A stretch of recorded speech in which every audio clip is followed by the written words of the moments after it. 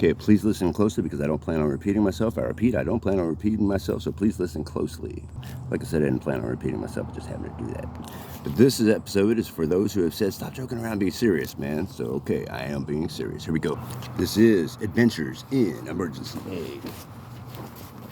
This is a heavily equipped emergency bag full of emergency equipment. This is not an actual emergency, but if it was, this is what you would need. It's not an illusion, this bag is actually stuffed full of all these items. So, on the outer zipper pockets, you have your basic,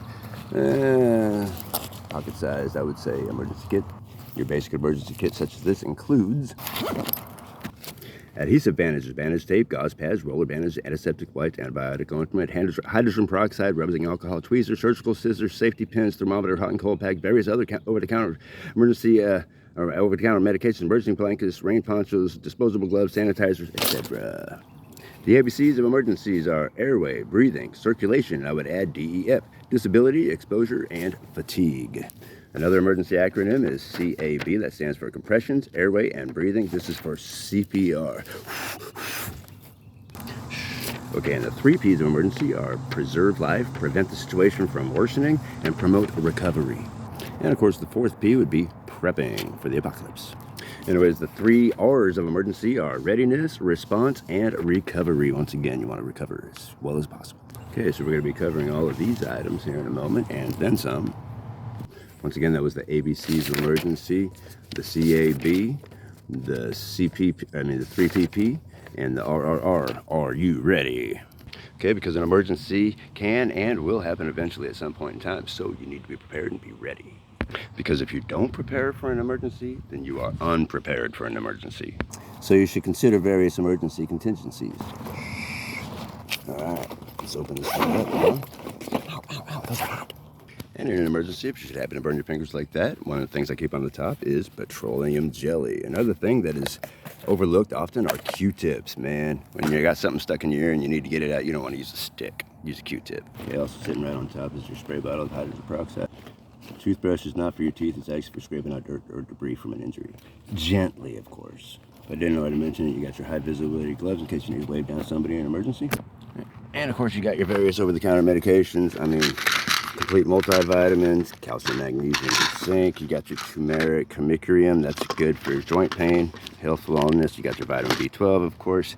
All right, right here, you got your saline solution. If you get something in an injury in your eye, you can wash it out with some saline. Don't drink that. It's not like water, but you can use water for the same thing. Anyways, you got your hydrogen peroxide, rubbing alcohol. And here you got your vomit bag. You got your larger sized first aid kit, and inside there you got all your different sized band-aids. So next to that, of course, you got, well, that's hydrocortisone cream. That's something else. You got your Tylenol packet. You got a variety pack of band-aids. Ooh, yeah, that's something cool by itself. Check this out. Actually, let me just continue to scratch the surface real quick. Next to the variety pack, you have your pain relief cream, motion sickness in case you have motion sickness. You got your Jet Alert caffeine pills in case you need to wake up. You got your, okay, didn't mean to mention that, but you got your jock itch. And of course your hemorrhoid cream. Don't mean to discuss that, but if you're in an emergency, you know what I mean. It could be quite uncomfortable. Another item that is overlooked is the baby's bulb syringe. You can use it to suck things out of your ears or your nose or to perhaps clean stuff out of wounds. Yeah, I know somebody's out there like, you got jock itch. No, I don't. I just have to have the spray in case. You should have it just in case. I'm just saying. Y'all gonna make me blush. Stop. I'm being serious, and I'm also joking. I'm joking, but I'm also being serious. Now, I said I wasn't going to repeat myself, and I didn't plan on repeating myself, so there we go. Okay, so anyways, also in the bag right here, if you can see, you have your burn relief gel, you have hand sanitizer, you have triple antibiotic ointment, another thing of isopropyl alcohol. Here you have a whole bunch of band-aids, gauze pads, Vaseline, hand sanitizer, you name it, stuff, and also all-day pain relief in case you got pain. And this is not an illusion like the bottomless backpack. This is a real duffel bag, and it really holds all of that. You might have to put some pressure on it when you zip it up, but look, it actually holds all of that. No joking. All right, let's get to the side pockets. All right, here we got all sorts of good stuff. What is that? Athletic tape.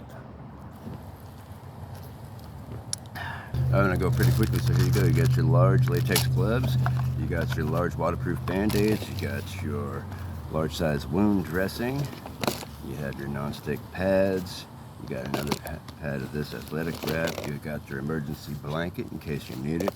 You got your commando saw in case you need to saw a branch, or when a tree falls on somebody, you could also saw through bone in case you need to amputate. You should use a tourniquet to cut off their blood circulation before you attempt to do something like that. And I did not suggest you attempt to do something like that. It's for an extreme emergency, and professionals should be doing something like that, not us. But if it's an emergency and you have to do what you got to do, then okay. But you didn't hear it from me. Anyways, got your elastic bandage wrap, if you can see that. Not to be confused with a bandage roll or busting a wrap. Like back in the hood, I was always up to no good. Never mind, dude. It must be an emergency. Lord, help them and guide them and protect them in Jesus' name. And the angels guide them on their way safely. All right, and there's, of course, the other side of the duffel bag. Like, can you see that? Here we go. You got your on-the-go pocket-sized can of Lysol disinfectant spray. It's also useful in a public bathroom or a porta potty.